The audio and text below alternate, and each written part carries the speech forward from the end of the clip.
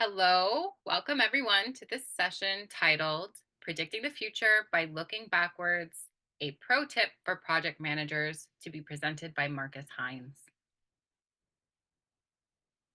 This session is hosted by the Project Management Association of Canada and sponsored by IPMA USA, Procept Associates, and Title Shift. You will see the links to our sponsors' websites posted in the chat. During this live presentation, please feel free to type any questions you have into the Q&A window. After the formal portion of the presentation, we will read out your questions for the speaker to answer. This presentation is also being recorded and will be posted later on YouTube for those who could not attend today. Now let's get started. Momentarily, I'm going to turn things over to Marcus Hinds. With a robust background in engineering and project management, Marcus is also a professor of engineering at Humber College, where he mentors students in project execution, helping them bridge the gap between theory and practice. Now, over to you, Marcus. All right. Thank you, Robin. Good evening to everyone. Thanks for joining our session this evening. I've got some slides that I'd like to share. I'm just going to go over to those now. So I'm hoping that you're able to see those on your screen, and I'm hoping that you're able to hear me well as well. So I'm hoping that everything is fine on your end. Now, I'm very excited about this topic, and it's because I usually see a problem, with companies and with organizations where sometimes in consulting and sometimes with working with different companies, you're helping them through their projects or you're working with them through their projects, and then they get to a particular point where the project is going off the rail or some issue is happening with the project, and you see everyone freeze and everyone thinks, well, what do we do? How do we get past this hurdle? And one of the things that I think is very valuable to do for project managers and for organizations is really to look back at what you've done previously, looking back at your previous projects and using that as a lesson, using that as something to take forward into the future and into your future projects and to help your current projects as well. So I'd like to welcome you to our session this evening, Predicting the Future by Looking Backwards, Pro Tips for Project Managers.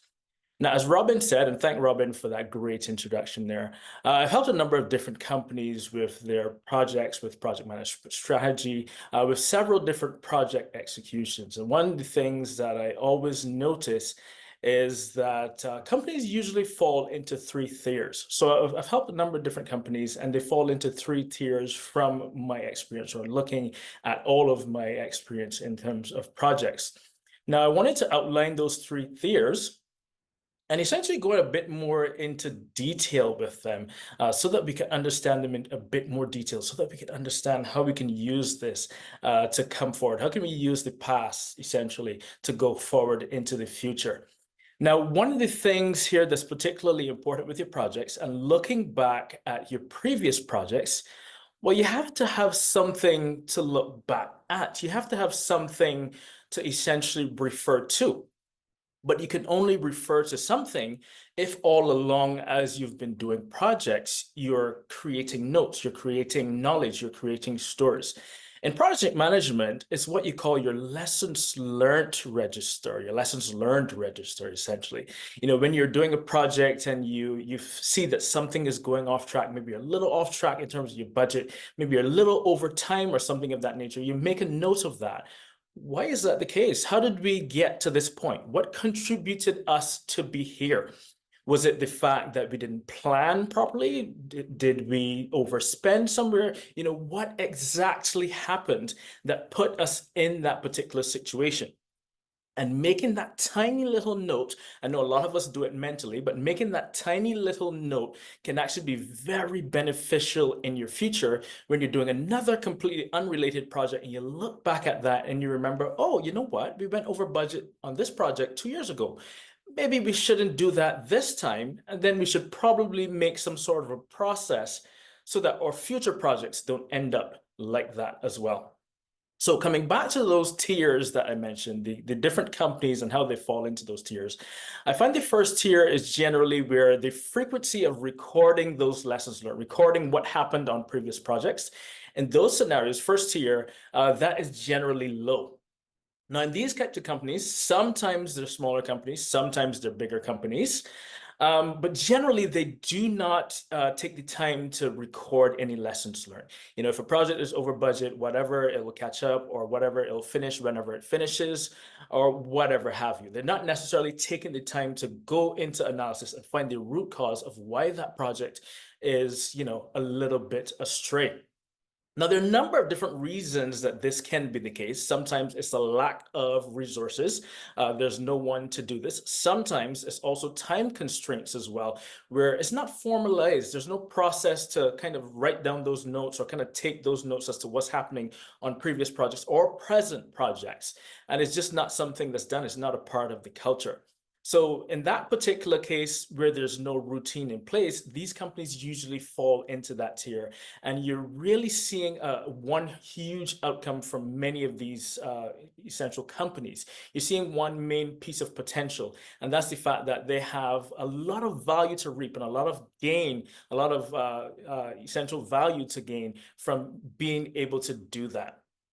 Now, the second tier that I usually see some other companies falling into is the medium tier, or the intermittent, the randomized kind of category.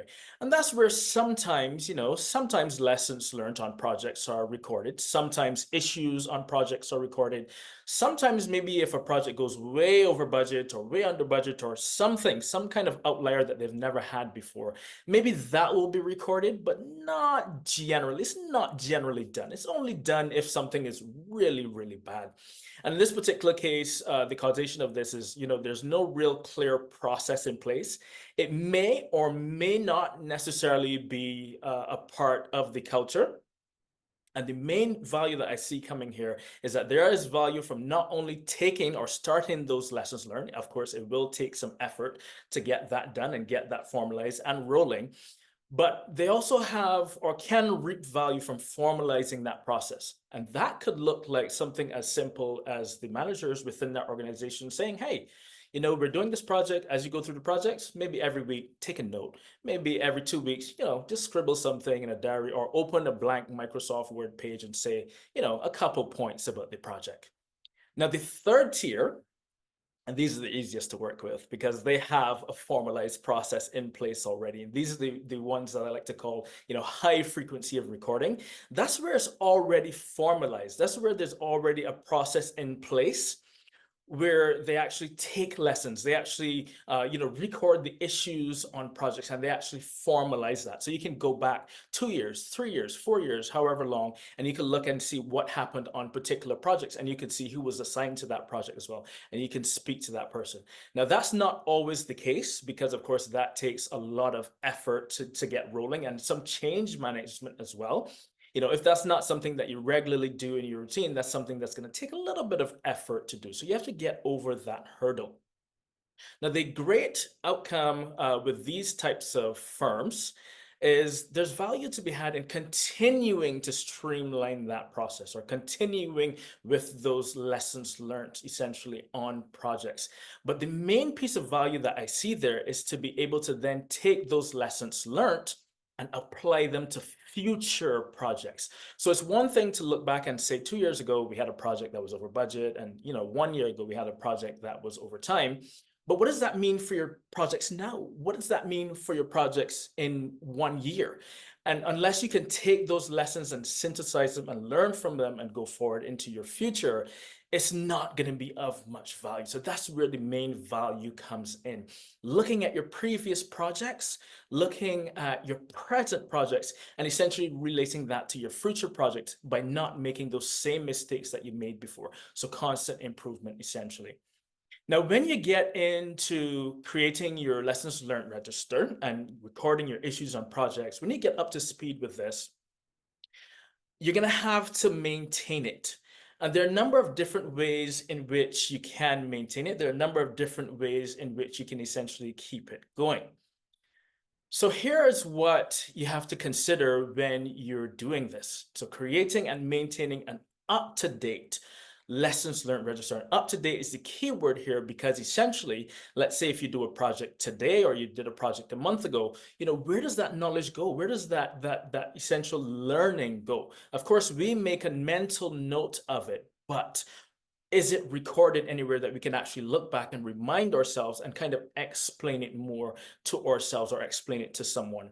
The general saying is that a picture is worth 1,000 words. So is there a picture that we can refer to that we can understand more of what's happening and the dynamics of what brought that project to be where it is? Now, some things that we have to consider here with our lessons learned register and recording our issues on projects. What's our update frequency? How often are we taking these notes? And that could range depending on the company from anywhere to once per month. It could be several times weekly. It could be several times daily. It could be once every Wednesday. It could essentially be anything that works for the project and works for the organization.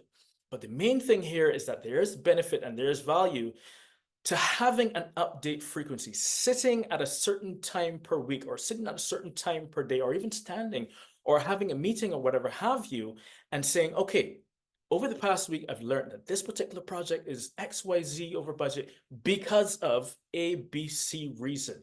And going forward, we have to avoid A, B, C, C, D, E, E, D, E, F. Right, so that's the main point there. The upgrade frequency is something that you can look forward to. And on top of that, it helps you to get into that rhythm. If this is not something that you're doing already with your projects, it helps you to get into that rhythm of doing that. So it could be something as simple as 5 minutes on the calendar. It could be as simple as, a timer. It could be something as simple as making a note to yourself every evening after you leave the office or something of that nature. It could be something as simple as that. But the main thing there is that there's benefit and there's value in that. Now, another thing to take note of is the fact that you have to determine what's going to be valuable on a project or not. So I'm not talking about the minutia here. I'm not talking about the little everyday kind of operations, so to speak. Let's say, for example, you're making notes or you're taking notes about a project and you're thinking, okay, manager came into manager spoke to Sean spoke to, that's not necessarily important.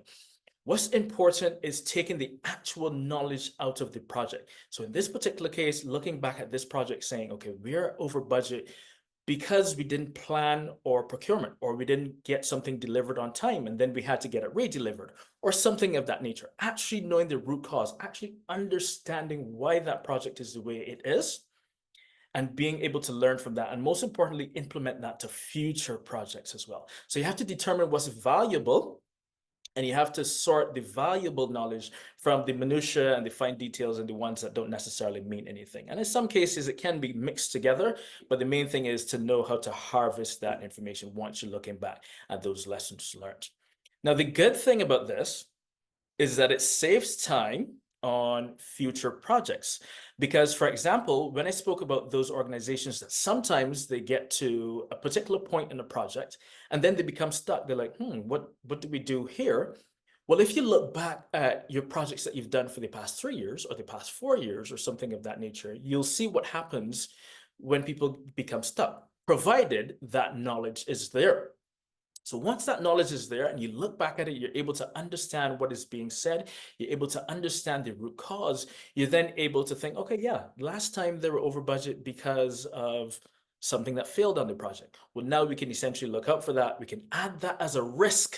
And then even before we get our project started, even before we start to plan it out, we already have that on our radar. So we don't have to go and plan. We don't have to go reinvent the wheel and figure out how are we going to deal with this if it happens. So it helps you to save time on your projects. You don't have to keep going back at and looking at the same risks all the time like that. And that leads me into my next point as well, which is the fact that it reduces risk and it reduces your cost as well.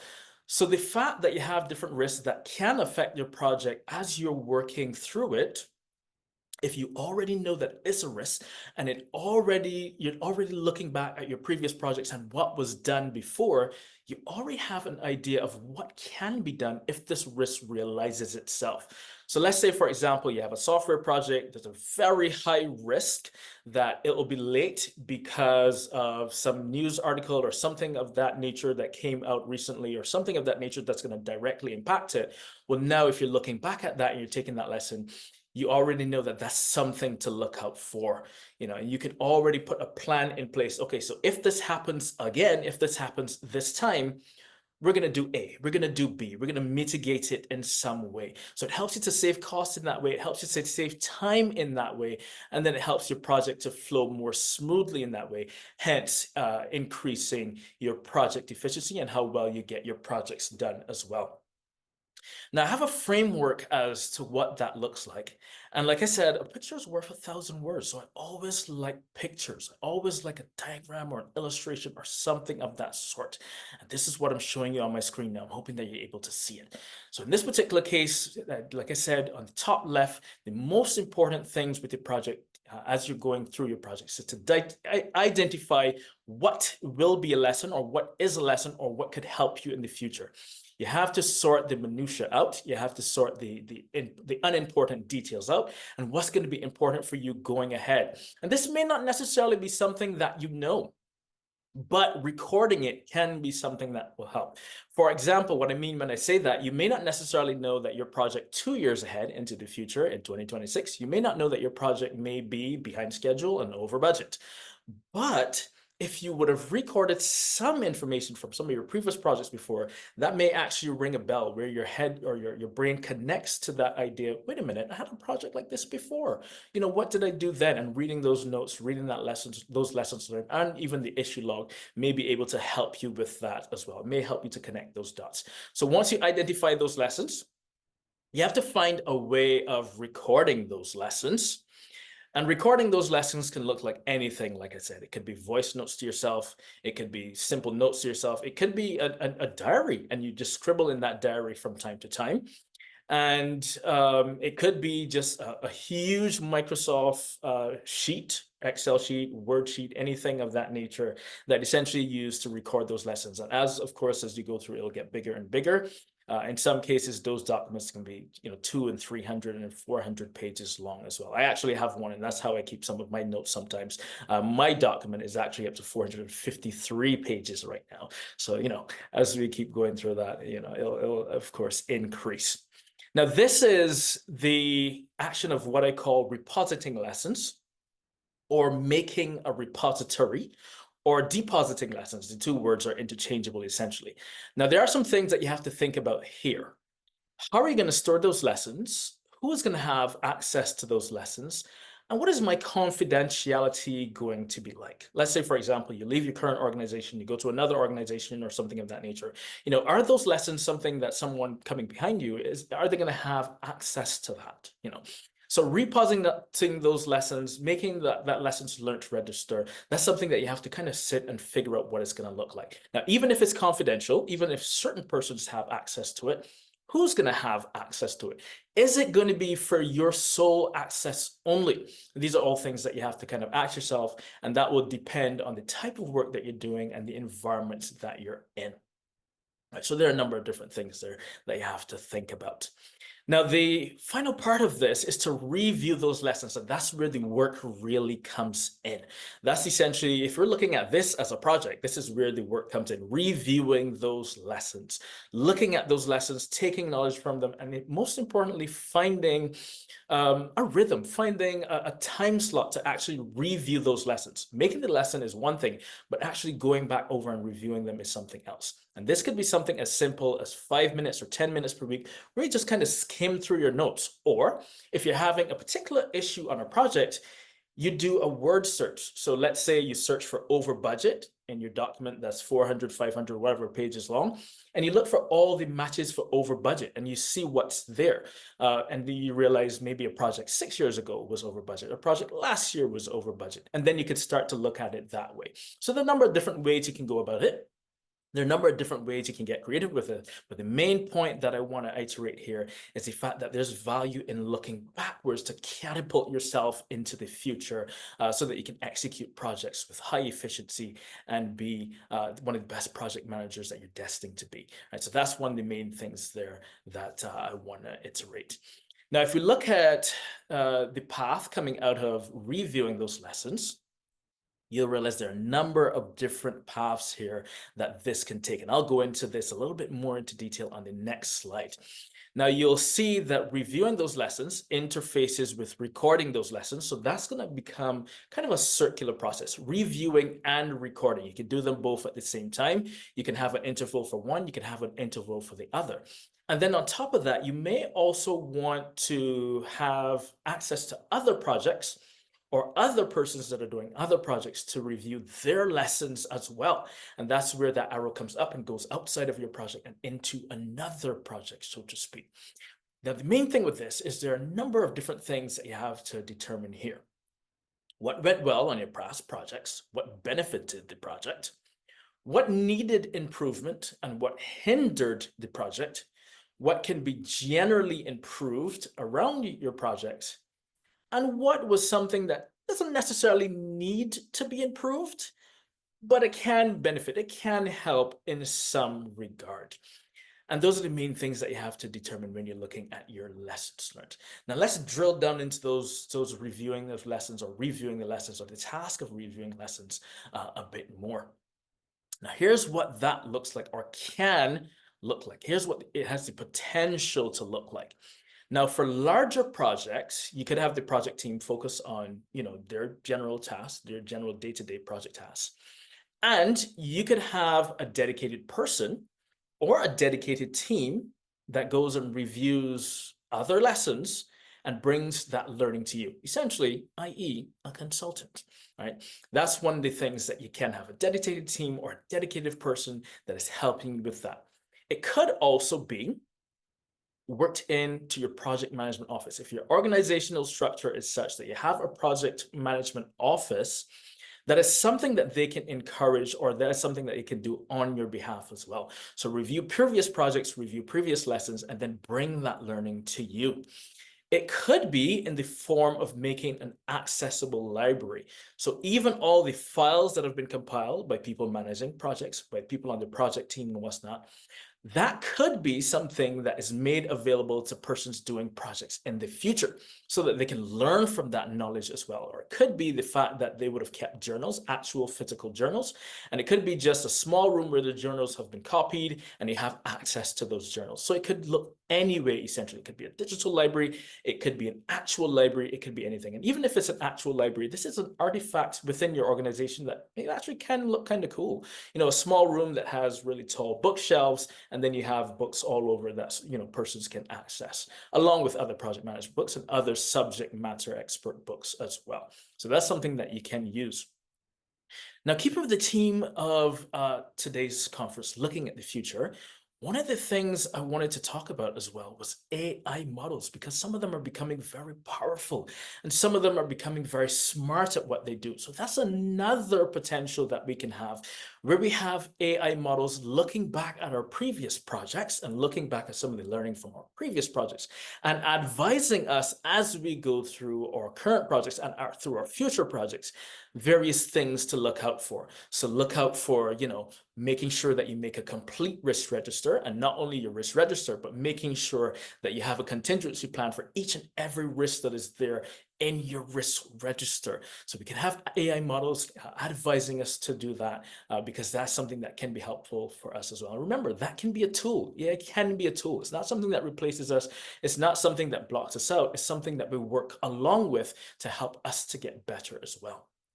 So that's one of the main things there that can be particularly helpful for that. And if you're so inclined, you could definitely use those AI models for that as well. Now, to look at some methods that this can be done, as I mentioned before, they could take several different forms. And this is where you, as the project manager or the person on the actual project, you have to kind of get creative. Now, not only do you have to get creative, but you know what suits you best. You know what you feel best in terms of doing. So for some persons, that could be meeting notes of weekly or monthly or whatever frequency project meetings. So that can be meeting notes from project meetings. It could be a software package that you use and all the different notes that you make within that software package. An example, Slack or Microsoft Project or any of the other software packages that we use in project management. Could be anything of that nature. If you're a creative person and you think in lines and structures, it could be something as simple as a mind map. It could be a diagram. It could be doodles. I once had a manager on a project that, essentially his notes were just all doodles and kind of little cryptic notes to himself. Now, no one else could really understand this, but he understood exactly what it was he was looking at. And if that's something that you feel comfortable doing, if that's something that you feel that would work for you, that's the way that you can take your lessons learned as well. So there's several different ways here to be flexible. There's several different things here that you can do that essentially can feel very easy for you, very essentially natural to you, that doesn't necessarily have to make it feel like something that's a chore or something that you're forced to do or something that you don't necessarily want to do or something that's tedious, right? So there are a number of different ways you can approach this. Now, another thing I do as well, which I found that has been particularly valuable, is keeping a professional journal. Now, there was a project that I worked on, a large organization quite some time back, probably about 6 or 7 years ago. And it was a huge project management project, but it was also a change management project as well. So they had some infrastructure, they had some assets. And when they were looking at their assets and analyzing their assets, they wanted to implement a tool that would help them to determine whether to repair the assets and get it up and running again, or to replace the asset and replace it with something that's brand new or something that's even more modern. Of course, there are costs attached to each. So the main software that I was trying to implement in that particular project was to kind of weigh the two options. Is it better to repair or is it better to replace? What is the best scenario here based on the current factors that we are facing? Now, with that project, I got to the same point that I mentioned before, the point where I was stuck and I was like, where do we go from here? So in that particular case, I was kind of thinking, okay, well, what do I do? And what I did was I used some investigative techniques, tools, tasks, essentially, to find who the project manager for previous projects and similar projects were, any software implementation within the organization, who that person was or who those people were. And essentially, I was able to find a project manager that I can connect with that was still with the organization, but in a different role, in a different department, a different location. Now, we were able to chat, and that person gave me some of their notes for similar projects that I was working on. And one of the things I remember coming across was, a note that said, if you're implementing software, make sure that a particular person, and call the person by name, let's say John in IT or Jane in IT or something like that. Let's say, let's ensure that Jane in IT or John in IT ensures the importance of your project. And the reason for that, the entire workup for that, was that sometimes IT gets very swamped and sometimes they're responding to emergencies. This system offline, there's a glitch with this other system here, it's a critical system and things like that. So sometimes they're not necessarily thinking about churning out other stuff. So in this particular case, what it was really saying was to make sure that someone in IT, someone that you can actually connect with and tap with and what's not, make sure they understand what it is you're doing and the importance of what you're doing, because they'll most likely take it under their wing and kind of help you personally, so to speak. And in that particular case, I was able to use that lesson from an earlier project to make contact with someone in IT. And then I was able to ensure that I could speak with that person from time to time, and ask them questions. Hey, how is the build out of, the particular tool going? And then they were able to relay information for me, to me, to say, well, it's going to take 2 more days. It's going to take 3 more days. We should be ready in 4 days, and so on and so on. And then I used that to be able to then inform my project and kind of plan it out that way as well. So I could plan my budget to suit, my schedule to suit, my scope to suit. I essentially had more information. I was more informed because I was able to do that. And I could only do that because those previous lessons learned were there, right? So that's one of the things that's particularly important there as well. Now, your lessons learned can be as simple as letters to yourself. If you're some person that writes a lot, you could open something on your phone and you could essentially write that way. You could type that way. There could be voice notes to yourself as well, self-recorded podcast. It could be anything. It could take any form. But the main thing that I want to iterate here is you have a lot of benefit and a lot of value in doing that. And then it could also look like sharing lessons as well, formally sharing lessons as well, where you meet with other project managers or other persons that maybe managing similar projects to yours. And essentially you kind of share, some of the issues that you may have run into, and then some of the things that you did to combat or to mitigate those issues as well. So it could look like networking and informal talking. It could look like formal sharing sessions where it's an organized time each week or each month or whatever have you to sit with other persons that may be managing projects and essentially using that as a way to, manage your lessons learned. So there are a number of different ways here. Now, some pro tips as we get into the end here, just about to finish up in a couple minutes here. The pro tips is that your lessons learned register, or LLR, should have pointed that out earlier, your LLR, lessons learned register, your issue log, all of that. It should be ongoing throughout the project's life cycle. It should be ongoing as you're executing the project. So from the time you strike the charter or from the time you're assigned to a project, there may not be much learning then, but what are some of the things that you can note then?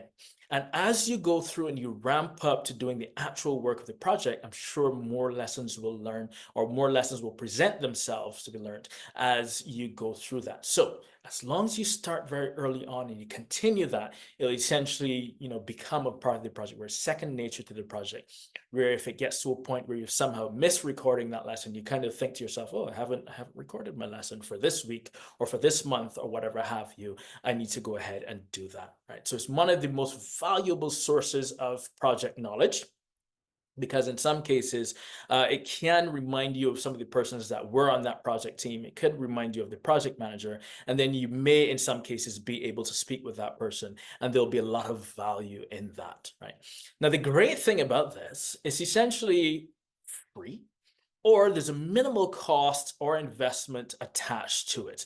The investment here is something that you have to do. It's something that you have to dedicate time to. But like I said, that could be as simple as 5 minutes per week. It could be as simple as 5 minutes per month. It could be every 2 weeks. It could be whatever works for your schedule. The main thing I want to say there is that there's value in doing it, regardless of what your frequency is. Right. Now, it also provides extra sources of risk and risk mitigation or risk identification, where let's say you're working on a software project, but you're looking at a project that was building a building or something of that nature, completely unrelated project. And you realize they ran into some issues with their budget because the budget wasn't planned properly. That could then remind you, oh, you know what? Let me take a look at my budget because that particular project ran into an issue because of that. So now that's an extra risk that you would have identified that you would not have necessarily otherwise thought of before. So it can be a point where you can use it to get extra risks and get wider reading on some of the risks that can present themselves, to your project, and you can kind of mitigate those as well, right? Now, another thing that's particularly beneficial, and I find this in engineering as well, in some cases, they're hybrid contracts, heavy industry contracts, and the contracts work in a number of different ways. And I find that that's one of the things to note as well, especially if there are any precedents set, especially if there's a new type of contract that you're testing out or something of that nature. The main learning there, the main lesson to take from that is, how did it perform? How did it work? What were some of the things that we need to improve on? What are some of the things that went well, right? And that's one of the main things that you have to ensure that you do there, reaping the value from those lessons. Now, the final thing I want to say here is the fact that your failed projects produce a lot of value because you could determine exactly why they failed, and you could essentially use that lesson for that.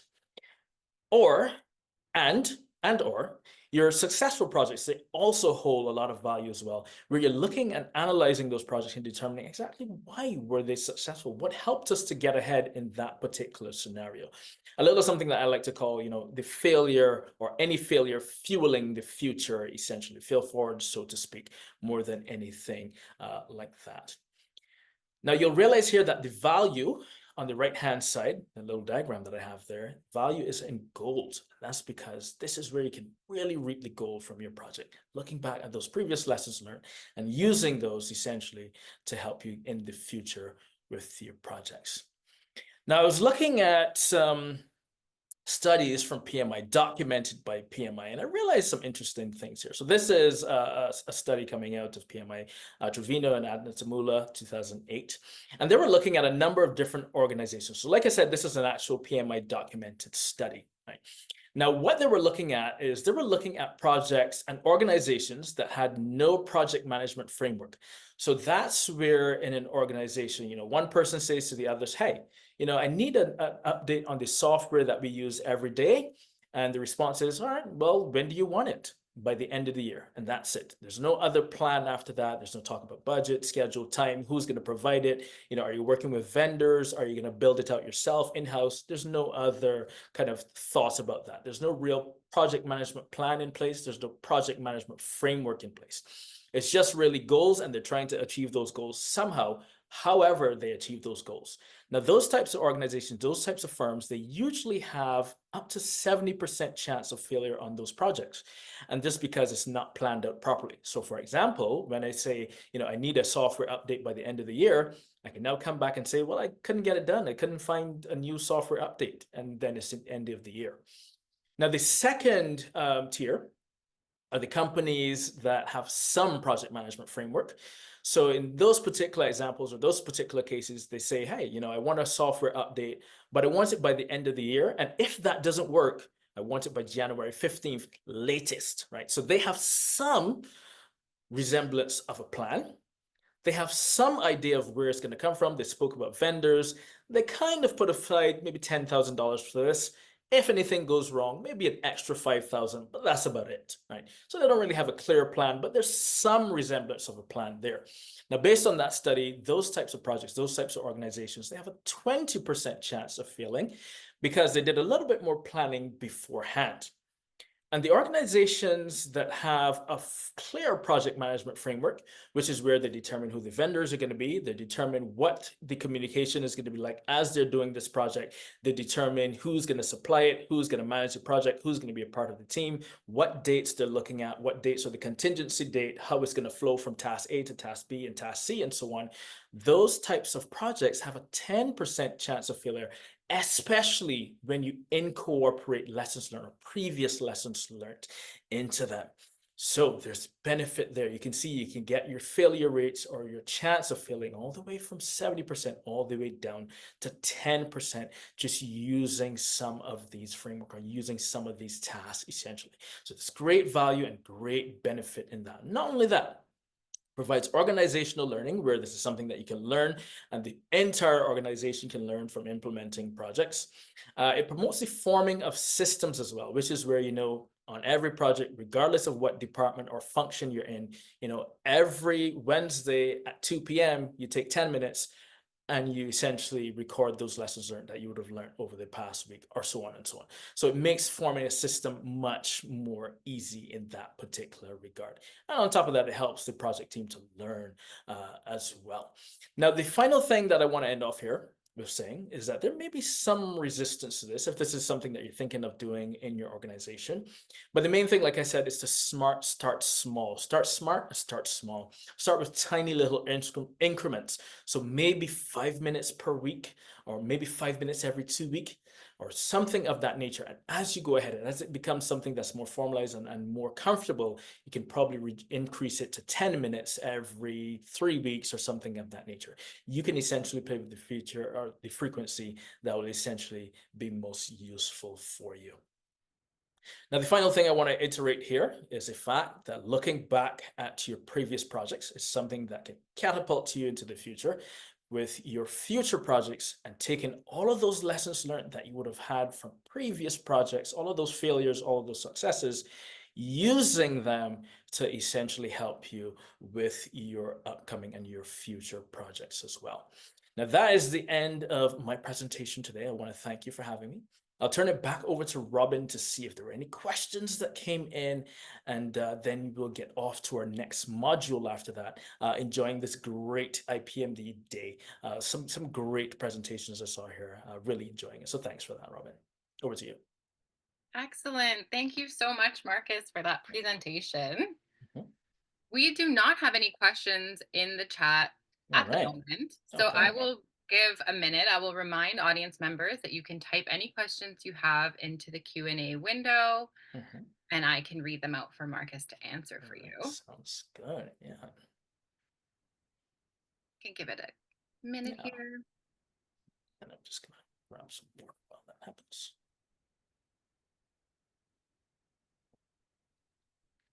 So we have a All right. question from Dow. Okay. Do you have concrete of the lesson learned register? Example. Um, I could take that question in two ways. So that could be concrete evidence that it works, or concrete that of an actual lessons learned register. And to both of those questions, I would say yes. On many projects that I work on, or any projects that I consult on, or help any organizations with, or something of that nature, as I'm going through the project, I make little notes. One of the reasons I do that is because I think to myself, I can't remember everything. So even if there was a small little cue, like say, for example, I realized maybe a project manager and someone on the project team very early on in the project, they're not necessarily gelling very well in terms of their working styles or something of that nature. I take a note of that very early on, and I keep that as a note to myself so that as I come back to the project or we're getting into the execution of the project, that could be something that could potentially amplify itself where they're not completely not getting along at all. Communication is completely broken down, and then the work on the project stops. Right. So, yeah, I think that is definitely one thing to do. Using that concrete evidence, that's something that can be definitely helpful. Yeah. Now, the second part to that question, where I have evidence of that, yes, absolutely. Every project that I've worked on, using those lessons learned has helped me in so many different ways. I've seen it help other project managers as well. Early on, I gave an example of an organization that was working with an infrastructure organization, engineering organization, where it helps in that particular regard. In that particular scenario, it helped me to kind of be on alert to ensure that IT, which was going to be a major part of the organization that I was relying on to implement the project, make sure that they understand the importance and the priority of your project even beforehand. So seeing that and thinking of that even before I got into the work of the project, I already knew to look out for that, right? So it's definitely something that can help you in that regard as well. So yes, there's concrete evidence that it works, and then I also keep concrete evidence of a lessons learned register as well. Yeah. Amazing. Thank you, Marcus. Mhm. We have a question from Eduardo. Sure. How to keep motivation when you feel the senior level speaks has been adopting PM practice framework, but they Mhm. don't really follow it. Any tips on how to deal with? Yeah. Um, One thing that I would say there is sometimes they do adopt project management practices, but they've gotten so good at it or they've gotten so comfortable with it that they don't necessarily express it anymore. They kind of do it in their heads, more to speak. Now, that's not necessarily the best practice. My concern there would be the fact that they are aware of the project management practices in the first place, making sure that they're still thinking of them, even if they're not expressing them or writing them down, still making sure that they're incorporating them into their projects more than anything else. It can be discouraging to see that. It can be discouraging to see that they're not necessarily doing it. But I think one of the things that will come down to is, having a conversation with them, asking them, hey, do you remember to look at your risks before your project and things like that? Did you remember to, check the issue log for previous projects and stuff like that? Sometimes it could be something as informal as that. And, in some cases they may say, yes, I absolutely did that already. And, in other cases they may say, no, shoot, I forgot that. You're right. In some cases. And in some cases, it may not necessarily be something that they're interested in. It all depends on the organization that you're in. But the main thing I would say there is to at least, kind of mention it and kind of get it in the open and discuss it from there. Okay, excellent. Yeah. I do have another question. Sure. Have you done any lessons learned with some stakeholders, and has that been in meetings or in writing? Oh, I didn't catch all of that question. Can you repeat it for me, please? Have you done Uh-huh. any lessons learned with some stakeholders, and has that been in meetings or in writing? I've done a bit of both. It will depend on the project that you're working on and what suits the project. In some cases, it could be something that looks like a meeting with the project team. and you say something as simple as, hey, I saw a project very similar to this one, 6 months ago, and they ran into issues with ABC. They ran into issues with building out their software. They ran into issues with implementing their software. That could be something that we then look out for based on that particular knowledge. So that could be something that can be done. It could be something that is as informal as that. But the value here is to kind of understand and realize when it's being done and how it's being done and where it's coming from as well. So yes, I've done that on projects and as a part of helping others with projects, consulting on projects as well. Yeah, Okay, looks like that is our last question. great. Give it Okay. 1 second here. Okay, amazing. Yeah. Thank you again, Marcus. Thanks for having me, Robin.